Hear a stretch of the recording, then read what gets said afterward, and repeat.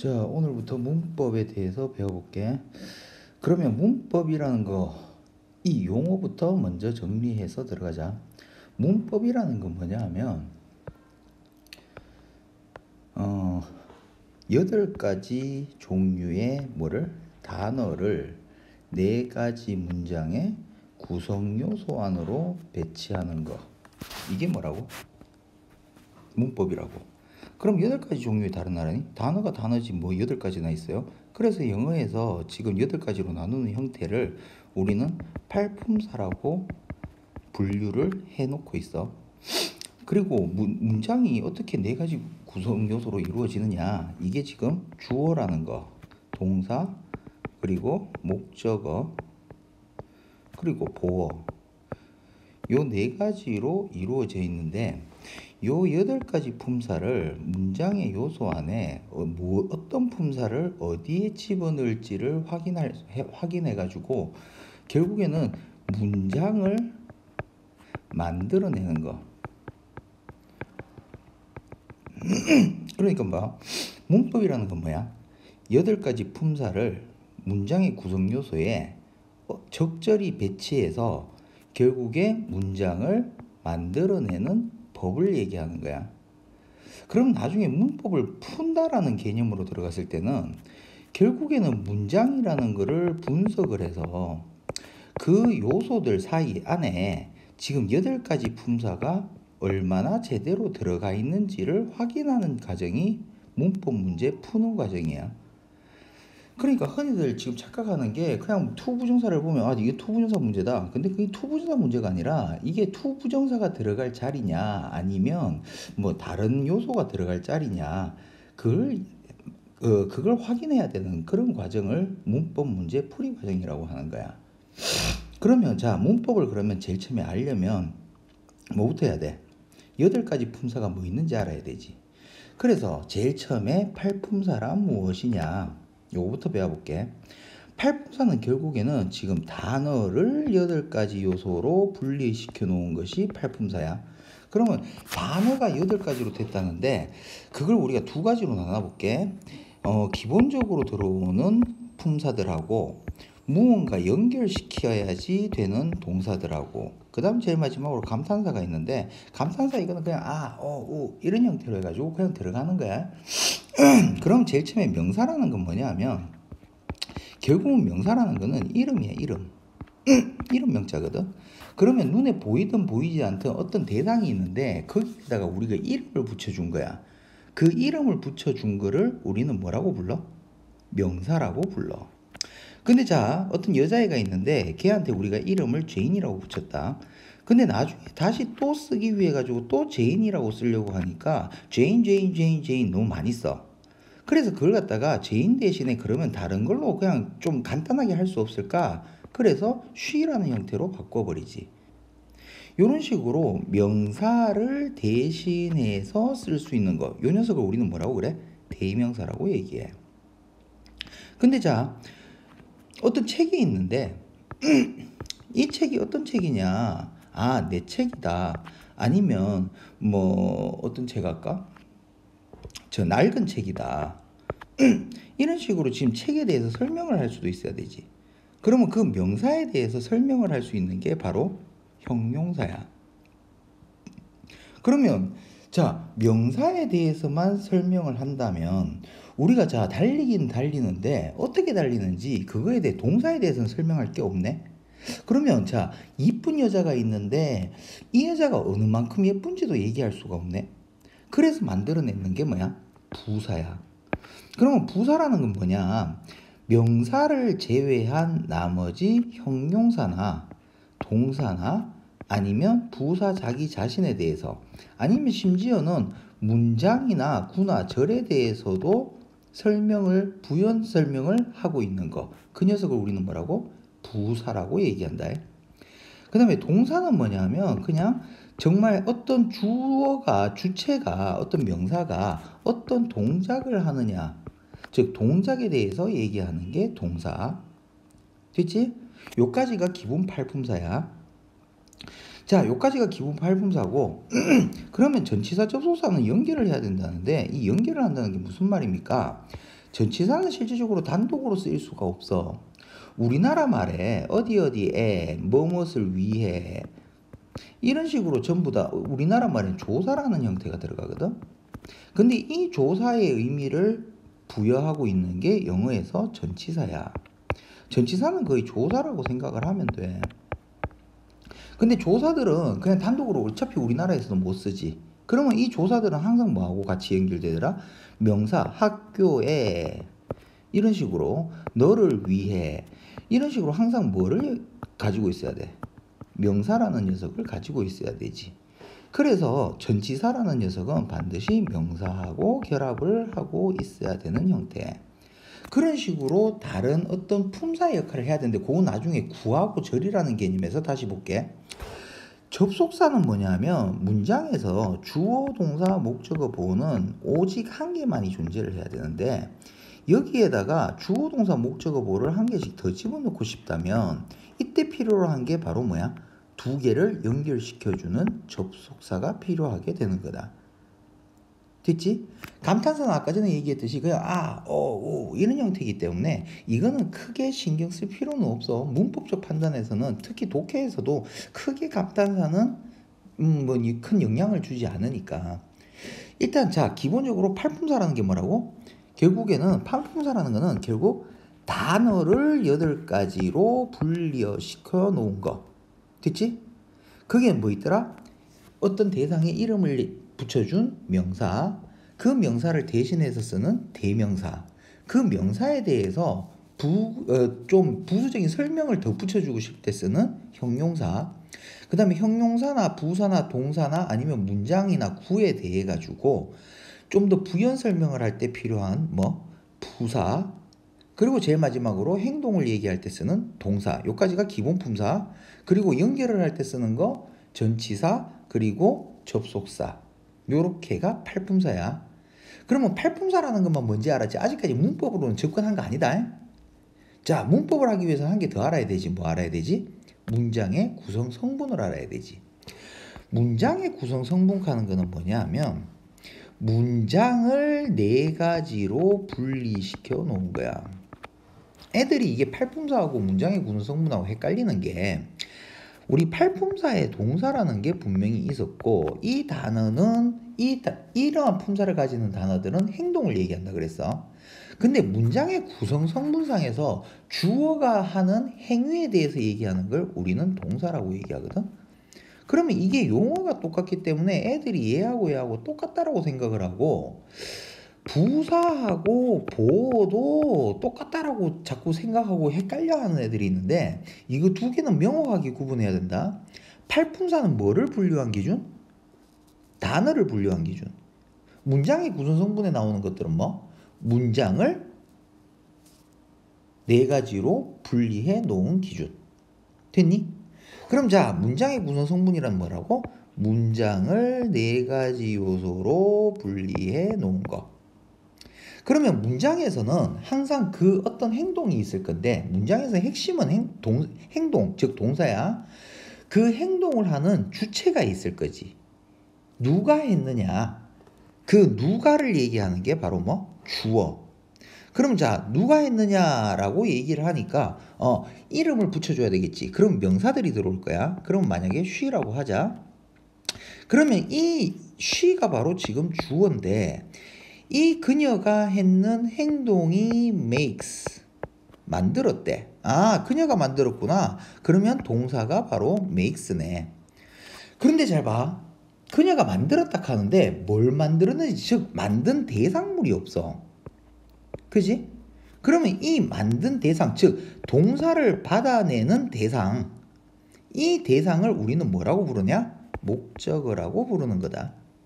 그러면 자, 그녀가 만들었는데 글을 만들었다라고 생각하자. 근데 그녀가 글을 만들어? 그녀가 신이야? 이 토지 불가능하지.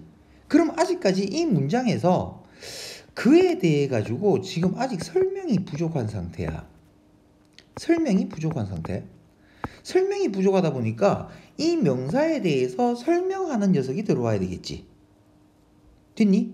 즉 목적어에 대해서 부연 설명, 주어나 목적어에 대해서 부연 설명을 하기 위해서 추가시켜 주는 녀석을 우리는 뭐라고 불러? 보어라고 부른다.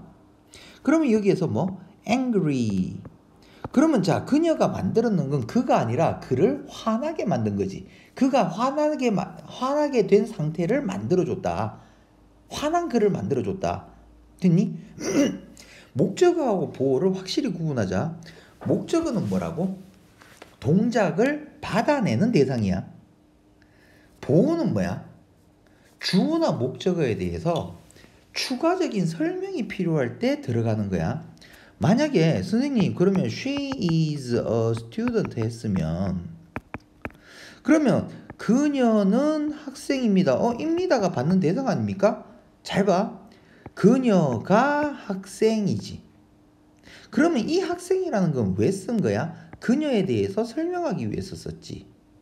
요런 녀석을 우리는 자동사라고 얘기하고 자동사들 중에서 불완전 자동사들은 주어나 어떤 목적어에 대해서 설명이 부족하기 때문에 그때는 뭘 필요로 하게 돼? 보어라는 녀석이 필요하게 되지. 요럴 때 쓰는 게 뭐라고? 보어라는 녀석이다. 그러면 자, 지금까지 문법을 하기 위해서 가장 기본적인 팔품사라는 게 뭐냐 하고 문장의 구성 성분이 뭐냐 요 두 가지에 대해서 일단 알아봤어. 그러면 얘들을 어떤 식으로 제대로 제자리에 집어넣느냐 이제 이게 문법이라 그랬지. 그러면 이제 본격적으로 문법으로 가자. 8가지 기본적인 품사들이 있는데 됐니? 이 품사들이 지금 문장의 구성요소상으로 들어가야 되는 형태야. 그러면 주어라는 거는 주체이기 때문에 어떤 대상의 이름이 있어야지 이 사람이 했다 될 거고 목적어라는 것도 어떤 거야? 이 동작이 어떤 놈한테 영향을 미친다. 그러니까 그 놈을 얘기하는 이름이 있어야 되지. 그리고 보어가 자 그녀가 학생입니다. 그녀가 어떠한 상태인지를 갖다 설명하기 위해서 설명할 수 있는 이름이 있을 수도 있지. 그래서 명사는 주어나 목적어나 보어 세 군데 어디든지 들어가도 상관없어. 근데 어디든지 들어가도 상관은 없지만 이 명사가 모자라서도 안 되고 남아서도 안 되는 게 문법이야. 됐지?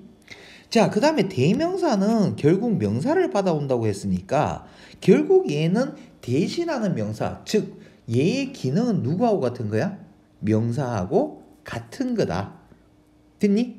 그러면 대명사도 똑같이 주어나 목적어나 보어라는 형태로 들어가 있을 거야.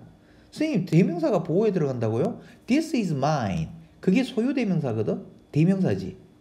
this is mine. 이것이 나의 것입니다. 보어. 됐지? 그 다음에 형용사라는 거는 분명히 명사에 대해서 설명을 한다라고 했는데 이 문장의 구성 요소 중에서 가만히 봤을 때 목적어라는 거는 동작을 받아내는 거고 보어라는 것은 목적어나 주어에 대해서 설명을 덧붙인다 그랬어. 근데 주어나 목적어에 들어가는 게 명사지. 그럼 결국은 보어라는 거는 명사에 대해서 설명할 수 있는 녀석이 들어와야 돼. 그렇기 때문에 형용사도 어디에 들어갈 수 있어? 보어 자리에 들어갈 수 있습니다야. 됐지? 근데 자, 부사라는 녀석은 절대적으로 아까 전에 얘기했듯이 동사라든지 형용사라든지 부사 아니면 문장 전체에 대해서 부연 설명을 하는 거기 때문에 얘는 문장의 구성 요소 안에는 절대 못 들어가. 그걸 다르게 얘기하면 명사를 다이렉트로 꾸며주고 있는 형용사나 아니면 부사인 경우에는 문장에 아무리 많은 개수가 존재를 하더라도 문장이 맞다 틀리다에 대한 개념에서는 크게 상관이 없는 거지. 다만 부사가 명사를 꾸미면 안 되기 때문에 형용사 부사라는 거는 명사에 대해서 꾸며주냐 아니면 나머지 거에 대해서 꾸며주냐에 따라서 형용사를 쓸래 부사를 쓸래를 따져내는 게 문법 문제의 핵심이야. 됐니? 됐지? 그 다음에 조금 전에도 얘기했듯이 동사라는 녀석은 팔품사에도 동사, 문장의 구성 요소에도 동사. 그러면 동사는 결국 동사한테 밖에는 절대적으로 못 들어간다. 됐지?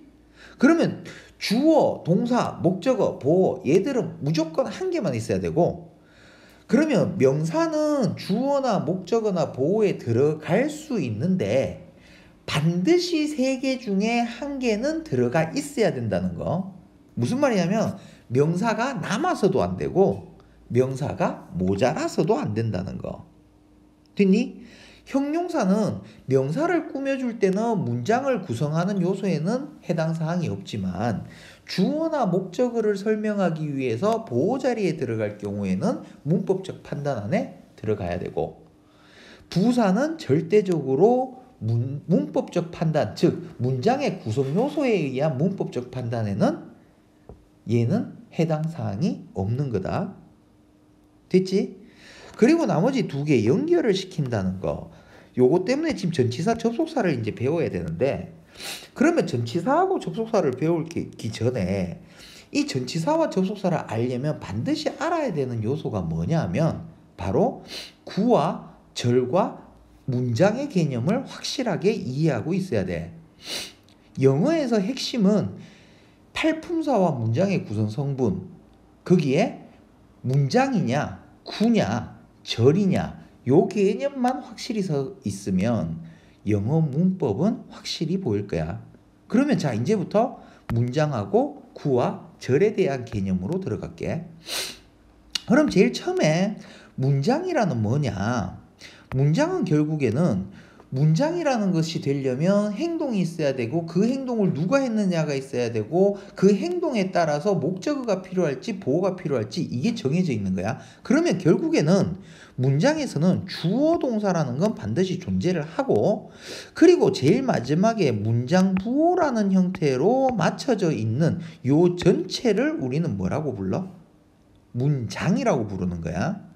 그러면 자, 이 지금 예제에서 봤을 때 분명히 지금 여기에 주어 동사 뭐 있다가 제일 마지막에 마침표로 딱 끝나버렸지.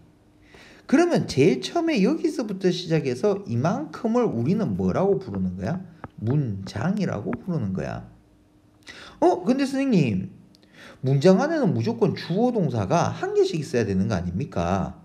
근데 여기에는 선생님 주어가 한 개, 동사 한 개, 주어 한 개, 동사 한 개, 주어 한 개, 동사 한 개. 주어 동사가 세 개씩 있는데요? 그러면 지금 문장이 세 개 있는 거 아니에요? 문장이 세 개가 있지. 그러면 문장 안에 문장이 세 개가 들어올 수가 없어. 그러면 그때 문장 안에다가 또 다른 문장을 집어넣기 위해서 접속사를 붙여내는 부분이 있지. 요런 형태를 우리는 뭐라고 부른다? 절이라고 부른다. 그러면 절을 다시 정의해보자. 문장 안에 주어 동사라는 걸 한 개 더 추가를 하기 위해서 종속 접속사를 붙여놓은 거. 됐니? 그러면 이때 접속사는 무슨 접속사? 종속 접속사. 그러면 종속 접속사에다가 주어 동사를 지금 한 문장에다가 종속 접속사를 붙여가지고 어떻게 했어? 다른 문장 안에 집어넣는 거야. 요걸 우리는 뭐라고 부른다고? 절이라고 부른다. 그러면 요 문장에서 한번 볼게. 여기에 when이라는 종속 접속사 있고 여기 because라는 종속 접속사 있어. 그러니까 요 when부터 시작해서 요 콤마 주어 동사 앞까지, 그러면 이만큼을 우리는 지금 뭐라고 부른다고? 절이라고 부르는 거야. 그 대신에 요 종속 접속사가 붙어 있는 쪽을 우리는 뭐라고 불러? 종속절이라고 부르고, 그것이 붙어 있지 않는 이 부분을 우리는 뭐라고 부른다? 주절이라고 부른다. 그럼 선생님, 이거는 뭔데요? 주종 관계가 이미 형성이 됐는데 여기에 다시 또 종속 접속사가 있고 이만큼의 주어 동사가 있는데요. 그럼 얘도 뭐야? 종속절이야. 그럼 얘의 주절은 뭔데요? 자, 이래 생각해봐. 주인이 한 명 있는데 옛날에 양반들이 주인이 있는데 이 주인들은 종을 몇 명이나 부릴 수 있어? 자기 부리고 싶은 만큼 부리면 돼. 근데 종들 중에서 우두머리 종이 있어. 됐니? 그러면 이 우두머리 종들이 또 다른 그 밑에 하위 종들을 부릴 수 있지. 그러면 이런 개념이야. 종들을 전체로 봤을 때 주인이 되는 녀석이 있을 수 있고, 종 안에를 봤을 때 또 종과 주의 관계를 만들 수 있다. 이거 지금 무슨 말인지 이해돼? 이해 잘 안 돼? 자, 그러면 요 문장을 조금 고쳐볼게. 어떻게 고칠 거냐면 I lived in the country because I was sick. 그때가 언제냐면 when I was 11 이렇게 했어.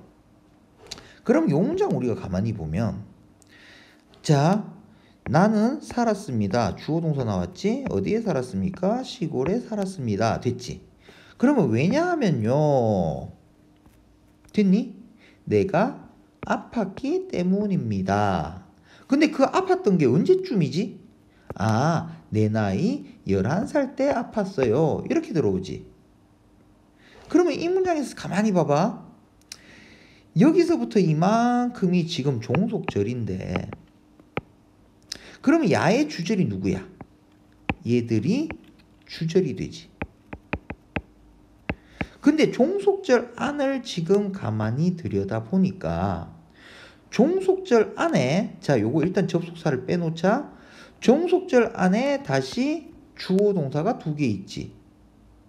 그러면 얘가 종속 접속사가 붙어져 있는 쪽이니까 얘가 종속절.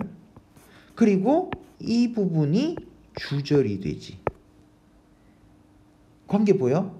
한마디로 주절 한 개의 종속절이 종속 접속사만 붙여준다면 마음대로 쓸 수가 있는 거고 또 종속절 안에도 또 다른 종속절이 존재하면서 주종관계를 만들 수가 있다라는 얘기야. 됐니? 이런 식으로 주절과 종속절의 관계는 뭔가 상대적인 개념이야. 절대적으로 얘가 한 게 있으니까 얘가 한 게 있고 이런 게 아니라 그냥 주인이 한 게 있으면 종이 몇 명이 와도 괜찮고 그 종 안에 또 그 종 무리들 사이에서 주종 관계를 이루어도 상관이 없다라는 얘기야. 됐니? 요까지 절에 대해서 얘기했다. 그러면 선생님 구는 뭔데요? 구는 뭐냐면 이런 거야. 자, 2단어 이상으로 구성되어 있어야 돼. 즉 무슨 말이냐면 이 단어 2개가 떨어져서는 안 돼. 떨어져서 따로 떼고 생각을 하면 이건 아무런 의미가 없는 거야.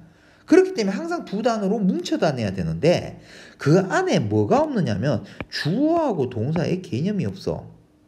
그러면 절하고 구의 차이가 뭐냐?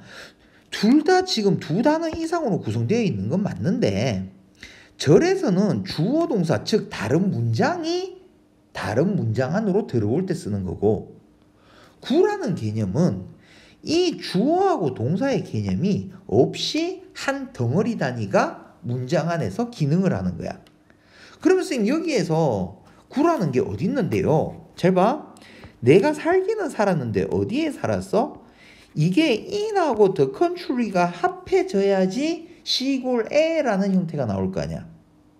그럼 얘들을 따로 떼놓고는 생각할 수 없지. 그럼 같이 붙어가야 되지. 붙어가는데 단어가 2개 이상으로 구성되어 있기 때문에 얘가 어떤 품사라고 지금 정해놓지도 못했어. 그렇기 때문에 이런 식으로 문장이 단어가 2단어 이상으로 이루어져 있지만 주어 동사의 개념 없이 같이 다니고 있는 이 녀석, 요 녀석을 우리가 구라고 얘기한다. 여기까지 이해돼? 요거 잘 이해해야 돼. 문장은 어떤 형태든지 간에 문장 부호로 끝마치는 형태고 분명 주어 동사 있어야 돼. 나중에 고등학교 3학년 올라가면 뭐 주어 동사 안 보이는 형태도 있는데 그건 안 보이는 거지 없는 건 아니야. 절이라는 거는 뭐야? 주어 동사가 존재를 하는데 거기에 종속 접속사를 붙여서 다른 문장 안으로 집어넣어 놓은 거야. 그러면 구라는 거는 뭐? 똑같이 두 단어 이상으로 이루어져 있지만 주어 동사의 개념이 없이 문장 안에서 한 덩어리가 하나의 단어 역할을 하고 있어. 됐니? 요걸 문장 절구라고 얘기를 해. 그런데 이걸 쌤이 왜 굳이 이렇게 구분을 해야 됩니까? 왜 구분을 하느냐 하면 절이라는 거하고 구라는 게 지금 딱 보이듯이 그냥 형태적인 면에서는 아 이게 절이구나 이게 구구나 이게 됐는데 그러면 절하고 구가 문장에서 뭐로 쓰이는데? 얘들은 반드시 한 덩어리 단위로 움직여야 되기 때문에 잘 봐. 다른 문장 안에서 하나의 품사를 가진 한 단어로 취급을 해야 돼. 이게 무슨 말입니까, 선생님? 아까 전에 그러면 절이라는 거 한번 보자. 절이라는 거 여기 있었어. 구라는 거 어디 있었지? 여기 있었다. 그 다음에 절이 또 여기 한 게 있네. 이게 하나의 단어가 되는 거야. 그러면 이 하나의 단어기 때문에 단어에는 반드시 우리는 뭐가 붙어야 된다 그랬지? 품사라는 게 분명히 붙어야지 문법적 판단이 가능하다 그랬다. 됐니? 그럼 이런 식으로 한 덩어리 단위가 하나의 품사를 가진 단어로 취급되는 거. 그걸 우리는 절하고 구라고 얘기했고 절은 주어 동사의 개념이 있어야 되고 구는 주어 동사의 개념이 없어야 된다. 여기까지 이해돼? 그러면 선생님 이게 어떻게 단어로 쓰이고 있는데요? 잘 봐. 그럼 when I was young 내가 지금 어렸을 때입니다. 그 어렸을 때 내가 뭐 했는데? 내가 살았습니다. 동사에 대해서 설명하고 있지. 조금 전에 동사에 대해서 설명하는 품사가 뭐? 아 얘는 부사. 아까 형태적인 면에서 봤을 때 얘는 무슨 절? 종속절이라고 얘기했지. 근데 얘는 지금 품사적인 면에서는 뭐가 되는 거야? 부사절이 되는 거야. 얘도 지금 형태적인 면에서는 종속절이 되는데 품사적인 면에서는 얘도 뭐야? 아팠기 때문에 살았습니다. 됐니? 그러면 맨날 동사를 꾸며주니까 부사가 되고 얘는 부사절이라는 개념이 되지. 그러면 요 구라는 거는 지금 형태적인 면에서는 어때? 전치사하고 명사가 결합된 전명구인데 얘는 시골에서 살았습니다. 동사를 꾸미고 있으니까 맨날 얘도 무슨 구? 부사구가 되지. 됐니? 이거 무슨 말인지 이해돼? 요게 문장과 구와 절의 개념이야. 그러면 선생님 이걸 갖다가 왜 이렇게 설명을 하셨습니까? 자, 전치사라는 거는 뭐하고 결합해야 된다 그랬어? 명사하고 결합해야 된다 그랬다. 그렇기 때문에 항상 전치사는 뭐하고? 명사하고 결합을 해야 되지. 얘는 어쩔 수 없이 무조건 전치사하고 명사하고 결합을 하네? 그렇기 때문에 얘 앞자리를 따서 얘 이름을 뭐라고 붙였어? 전치사 명사인데 항상 두 단어가 한꺼번에 다니지. 그게 바로 뭐야? 구지. 그래서 얘 이름을 뭐라고 붙였어? 전명구라고 붙인 거야. 됐니? 그러면 얘가 하나의 품사 역할을 해야 되는데요. 어떤 품사 역할을 하나요? 얘는 형용사가 되든지 부사가 되든지 자기가 뭘 꾸미느냐에 따라 가지고 품사가 계속 바뀌어 버려. 쌤 그러면 언제 형용사 쓰고 언제 부사 쓰는데요? 쉬워. 잘 봐. 이 문장을 보니 이 단어를 보니까 the city of 자 전치사 나왔지? 전치사 다음에 명사까지 가자. joy. 그러면 이게 지금 of joy 기쁨의 뭐지? 도시. 아 도시라는 게 명사지. 얘는 명사를 꾸미고 있으니까 지금 야의 품사는 뭐다? 아 전명구인데 형용사구구나. 됐니? 두 번째 I live in 대구. 나는 대구에 삽니다. 아 전명구 나왔는데 얘는 지금 살다라는 동사를 꾸미고 있으니까 아 부사로 쓰였구나. 그러면 형용사로 쓰든지 부사로 쓰든지 내가 쓰고 싶은데 쓰면 된다는 얘기지. 무슨 말인지 이해돼? 그러면 얘는 명사든지 뭐든지 다 꾸밀 수 있다는 얘기잖아. 그러니까 얼마나 활용도가 높겠어. 그래서 영어에서 엄청나게 많이 나오는 게 전명구 패턴이야. 나중에 배우겠지만 중동사 패턴도 있는데 중동사에서 to 부정사가 명사, 형용사, 부사로 마음대로 바뀌거든. 그러다 보니까 영어에서 진짜 많이 보이는 게 to 부정사하고 전명구지. 됐니? 그러니까 이걸 갖다가 어떻게 판단해야 되는데 이렇게 생각하지 말고 그냥 품사적으로 접근을 해가지고 얘는 명사 꾸미니까 형용사, 얘는 나머지 거 꾸미니까 부사, 이런 식으로 정말 가볍게 접근해야 돼. 무작정 외우려고 하면 아무것도 안 된다. 그 다음 자, 전명구 전치사에 대해서 했으니까 이제 우리 마지막 한 개 남은 품사가 뭐였지? 접속사가 있었지. 그러면 접속사는 이게 실질적으로 두 가지가 있어. 제일 처음에는 일단 등위 접속사를 배울 거야. 조금 전에 우리가 절하고 구라는 개념에서 배웠던 접속사는 분명히 무슨 접속사였어? 종속 접속사였어. 그러면 등위 접속사는 절이라는 개념이 안 만들어집니까? 안 만들어져. 왜 안 만들어지느냐? 얘는 등위, 같을 등자의 위치가 같다. 한마디로 말해서 지금 뭐냐 하면 얘가 등위 접속사는 앞에 하고 뒤에 게 같은 위치에 놓여 있다라는 걸 얘기하는 거야. 그러면 이게 어떤 식으로 만들어졌느냐? 이런 식으로 만들었어. 잘 봐. I have a dog 있고 I have a cat이 있어. 얘를 지금 and라는 걸 이용해 가지고 우리가 한꺼번에 지금 연결을 시킬 거야. 근데 거기에서 가만히 보니까 지금 I have가 분명히 중복되어 있지. 그래서 and 뒤에 나오는 I have를 생략해 버렸어. 그리고 만들어지는 형태가 어떻게 돼? I have a dog and a cat이야. 결국에는 이 문장은 and로 문장 두 개를 연결시켰는데 얘들은 대등해.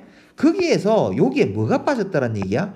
I have라는 형태가 빠져있다라는 얘기야. 됐니?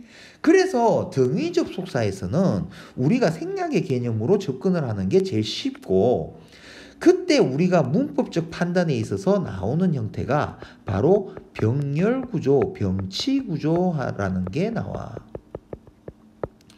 병렬, 병치. 같은 게 나열되어 있다. 같은 위치에 놓여 있다. 똑같은 개념이야. 병렬구조, 병치구조. 무슨 말이냐면 만약에 I decide to do it and finish it 이렇게 얘기했어요. 그러면 지금 약간 문법적으로 안 맞는데 이렇게만 잠깐만 가볼게. 이거 나중에 준동사의 어떤 이거 나중에 시제하고 다 해야지 되는 건데, 자 일단 요것만 지금 보고 갈게. 자, 문장에서 봤을 때 지금 여기 finish라는 게 나왔어. 그럼 내가 지금 이게 결정을 했어. 그럼 내가 결정을 했는 게 뭘 결정을 했어? 그것을 하겠다라고 결정을 했지. 그리고 나는 그것을 끝내버렸습니다. 이렇게 되지. 그러면 이게 finish가 나왔다고 해가지고 do하고 결합할래요? decide하고 결합할래요? 실질적으로 이거를 갖다가 할 수 있는 방법은 없어. 선생님 여기 to가 안 붙었으니까 decide하고 무조건 결합해야 되는 거 아닙니까? 반드시 그렇지만은 않아. 항상 이 병렬 구조를 할 때는 해석을 통해서 내용 안에서 여기에 생략되는 게 뭘까를 찾아내야 돼. 그러면 선생님 나는 그것을 하도록 결심했고 그리고 나는 그것을 끝마치려고 결심했습니다. 되네요. 그러면 do하고 연결될 것 같습니다. 이렇게도 가능하고. 무슨 말인지 이해돼? 이걸 갖다가 나는 그것을 하기로 결심했고요. 나는 그것을 끝내버렸습니다. 이런 식으로 해가지고 decide하고 연결될 수도 있는 거 아니에요? 이런 식으로도 할 수 있지. 그걸 알기 위해서는 전후의 내용 관계를 더 따져봐야 돼. 그래서 항상 얘는 뭐가 중심이 된다? 해석이 중심이 돼서 내용 안에서 판단을 해야 된다. 그걸 보여주려고 지금 약간 문법적으로 안 맞지만 약간 이상한 예제 한 개를 만들어내는 거야. 됐니? 그러면 여기에서 우리 등위 접속사의 이제 종류를 알면 되겠네. 등위 접속사는 우리가 제일 잘 알고 있는 거 and, but, 아이고 콤마 없네, or, nor. 그리고 우리 비교급 할 때 이런 거 있지. as의 뒤에 나오는 as. 그 다음에 er 비교급 then 할 때 뒤에 나오는 then. 요 두 녀석도 똑같이 등위 접속사라고 생각하면 이해가 빨라져. 그 나중에 접속사 파트 가지고 한번 설명이 할 일이 있으면 다시 설명을 해줄게. 그 다음에 콤마가 나오고, 자, 주어 동사가 나왔는데 콤마가 나오고 so나 for이 나오고 주어 동사가 나왔다. 요때 so나 for도 등위 접속사 취급이야. 근데 이때 so for은 어떤 병렬 구조를 이루고 이런 게 아니라 무조건 문장하고 문장만을 연결시키는 등위 접속사야. 됐니? 요까지가 등위 접속사에 대한 이해. 등위 접속사는 항상 뭐 해야 된다? 생략에 대해 생각해야 된다. 그렇기 때문에 얘는 반드시 해석을 통해서 전후 관계로 이런 식으로 내용이 되는구나를 알아야지만 뭐 할 수 있는 거야? 병렬 구조를 찾아낼 수 있는 거다. 됐지? 자, 그러면 이제 마지막으로 우리 종속 접속사 쪽에 들어갈게. 조금 전에 봤듯이 종속 접속사라는 거는 한 문장 안에 주어 동사를 두 개를 존재하게 만들어주는 거래. 그 말은 무슨 말이냐면 결국에는 어떤 한 문장이 있고 또 다른 문장 한 개가 있는데 이 문장을 이 문장 안으로 집어넣겠다는 얘기지. 그때 뭐를 붙여준다? 종속 접속사를 붙여준다. 이 종속 접속사가 붙어버리면 뭐가 된다? 종속절을 만들어준다. 그래서 문장 안에서 뭐를 만들어줘? 주종 관계를 형성시켜주는 거야. 됐니? 그러면 주인은 항상 변하면 안 되지만 항상 종놈이 어떤 식으로든 변하든지 해야 된다는 얘기야. 됐지? 그러면 예제를 한 개 볼게. 아까 전에 우리 봤던 거 똑같은 거야. When I was young. 요게 종속 접속사 달고 있으니까 요만큼이 뭐? 종속절. 그리고 because I was sick. 요래서 종속절 because를 달고 있으니까. 그러면 두 종 사이에 하나의 주가 들어와 있는 형태. 요게 뭐? 종속 접속사라는 녀석이다. 됐지?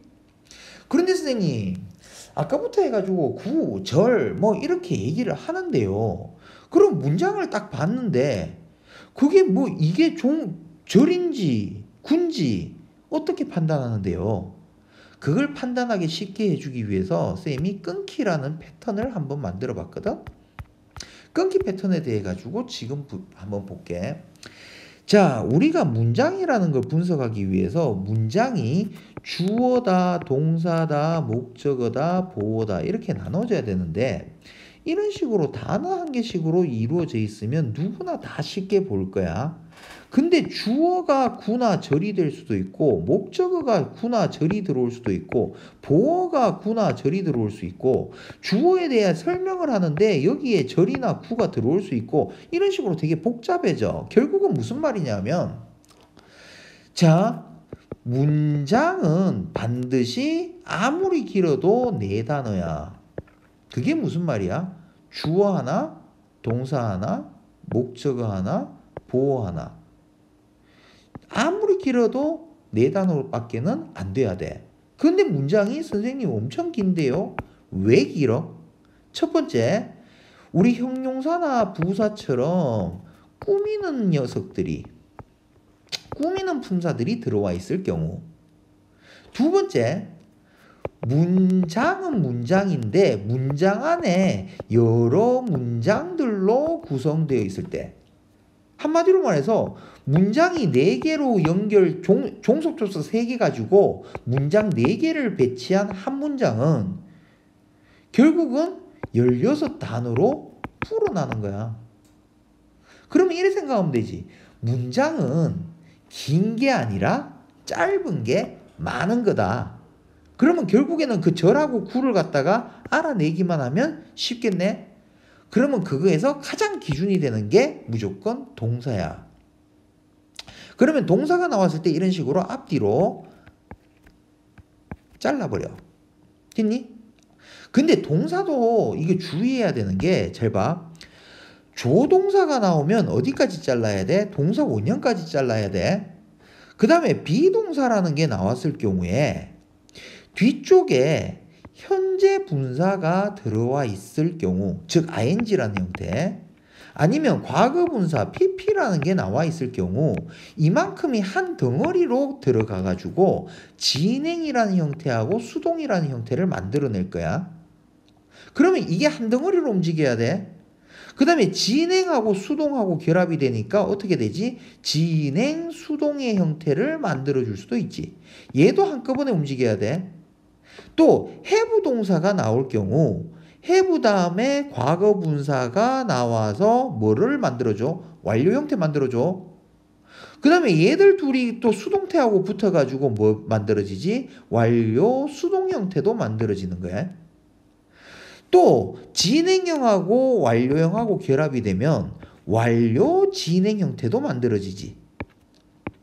그리고 제일 마지막으로 완료 진행형하고 지금 수동태하고 붙어버리면 완료 진행 수동이라는 형태도 만들어진다. 그래서 그냥 비동사나 have 동사가 나오거든.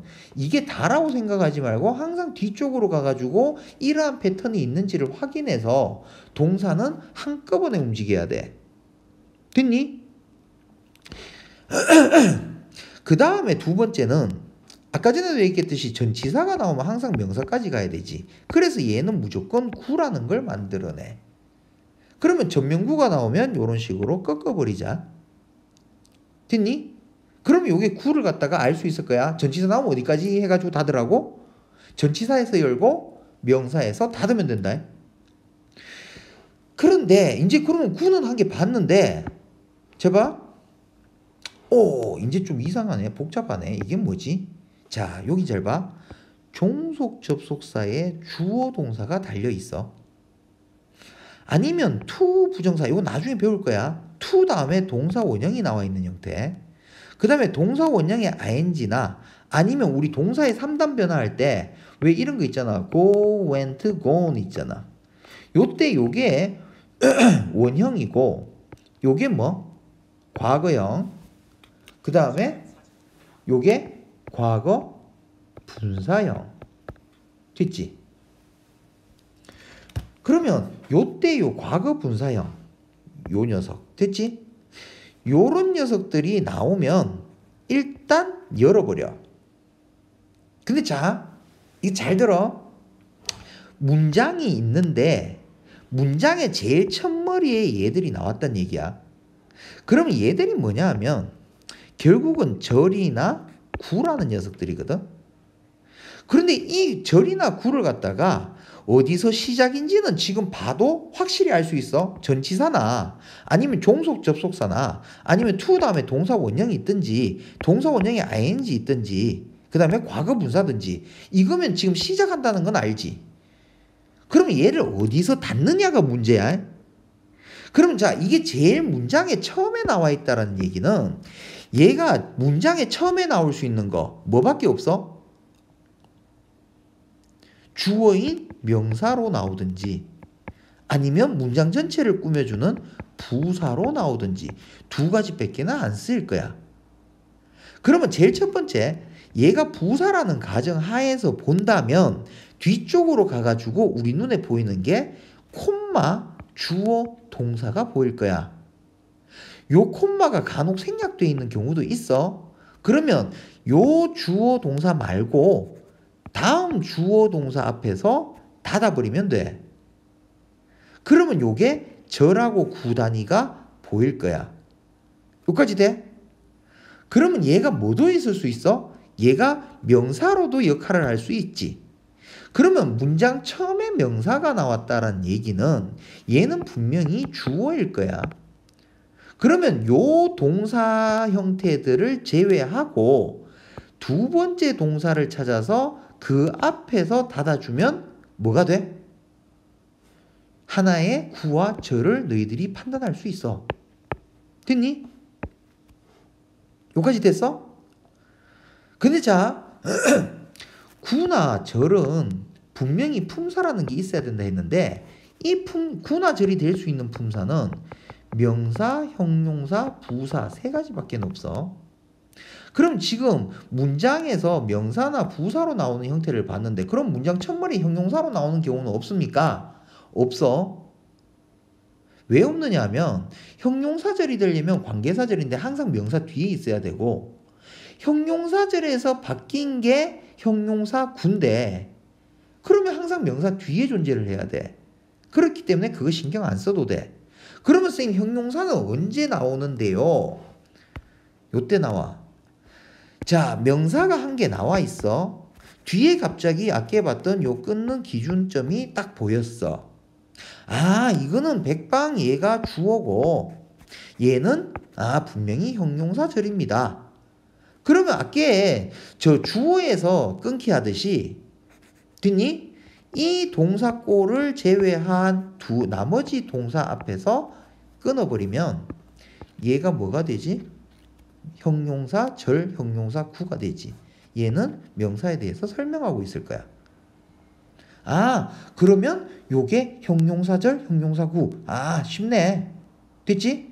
제일 마지막으로 그러면 선생님 주어 동사가 나온 뒤에 나오면 어떡하는데요? 자, 주어 동사가 나온 뒤에 나오면 얘가 명사든 부사든 형용사든 간에 얘들은 분명히 제일 끝까지 다 가야지 자기의 끝을 맺을 수 있어.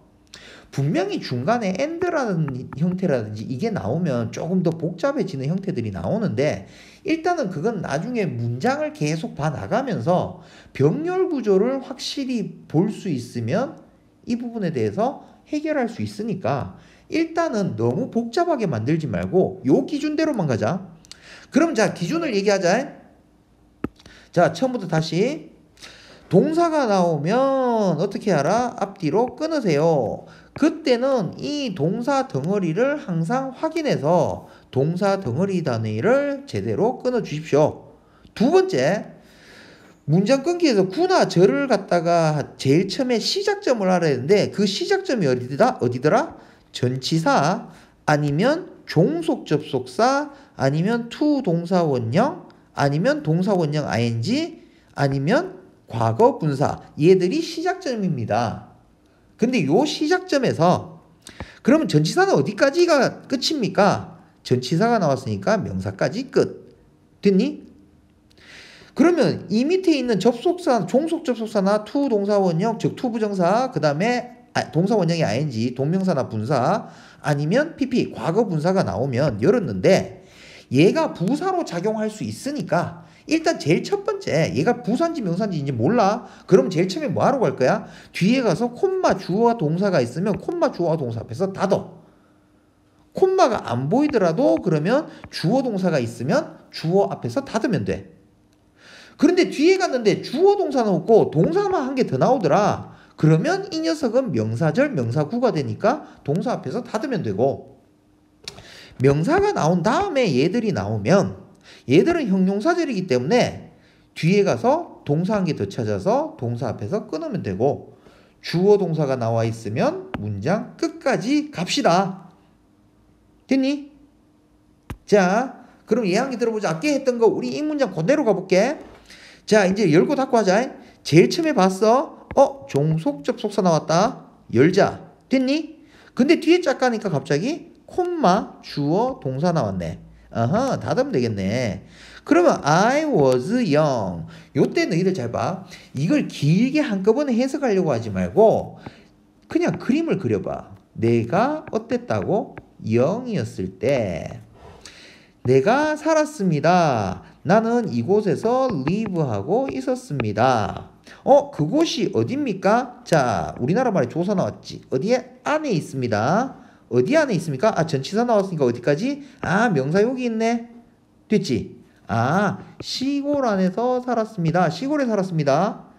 그런데 여기 보니까 뭐 있어? 접속사 한 개 보이네. 그러면 열어야 되지. 그러면 이미 주어 동사가 나왔으니까 어디까지 갈 거야? 끝까지 가면 되지. 그 다음에 내가 어렸지만 또 어땠지? sick 했지. 그래도 이대로 봐. 나는 시골에 살고 있었는데 그때 내가 어린 나이 때 내가 너무 아파서 살고 있었네. 해석 안 해도 그대로 할 수 있는 형태가 나온다. 이게 엄청 복잡한 문장이 되더라도 이 끊기 패턴하고 끊자마자 막바로 정리하는 요 패턴만 알고 있으면 어떠한 복잡한 문장이라도 다 해석할 수 있으니까 요 끊기 패턴 많은 연습하기 바란다. 자, 오늘 여기 지금 품사에서 그러니까 품사가 아니라 문법에서 가장 중요한 거, 나머지 거는 별로 안 중요해. 뭐 투부정사, 준동사 이런 거 안 중요해. 제일 중요한 거 뭐라고? 팔품사와 문장의 구성 성분, 그리고 문장이 뭐냐, 절이 뭐냐, 구가 뭐냐. 그래서 이 문장을 어떻게 하면 분석할 수 있는데 요게 문법의 핵심이야. 이거 100% 자기 거로 안 만들면 문법은 하면 할수록 어려워. 됐지? 여기까지